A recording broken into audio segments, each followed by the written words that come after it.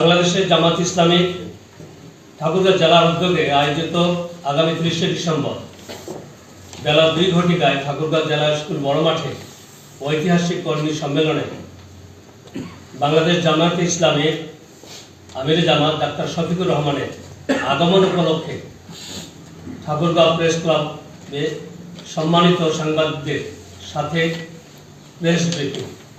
প্রিয় সাংবাদিক ভাইরা, আপনারা নিশ্চয়ই অবগত আছেন ঐতিহাসিক জুলাই 24-এ ছাত্র জনতার গণ অভ্যুত্থানে বিগত ফ্যাসিবাদী ও স্বৈরাচারী সরকারের পতনের মাধ্যমে জাতি একটি নতুন বাংলাদেশ পেয়েছে।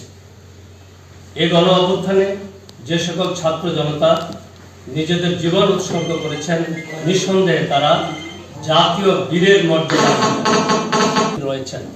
আল্লাহ যেন তাদেরকে দ্রুত সুস্থতা দান করে। প্রিয় সাংবাদিক বন্ধুগণ, বিগত স্বৈরাচার সরকারের আমলে দীর্ঘ সময় বাংলাদেশ জামাত ইসলামী চরম জুলুম ও নির্যাতনের শিকার। অসত্য বানাওয়াট মামলা দিয়ে আমাদের কেন্দ্রীয় শীর্ষ নেতৃবৃন্দকে সম্পূর্ণ বিনা অপরাধে নির্মম ও নৃশংসভাবে জুডিশিয়াল কিলিং করা হয়েছে। বন্ধুগণ, আপনাদের বস্তুনিষ্ঠ লেখনী ও ভূমিকার কারণে আজকে বাংলাদেশ জামাত ইসলামের আমির ডাক্তার শফিকুর রহমান জাতীয় আন্তর্জাতিকভাবে গণমানুষের নেতায় পরিণত হয়েছে। আমরা আশা করছি আগামী 30শে ডিসেম্বর ঠাকুরগাঁও জেলার স্কুল বড় মাঠে অনুষ্ঠিত কর্মী সম্মেলনে তিনি বাংলাদেশ জামাত ইসলামের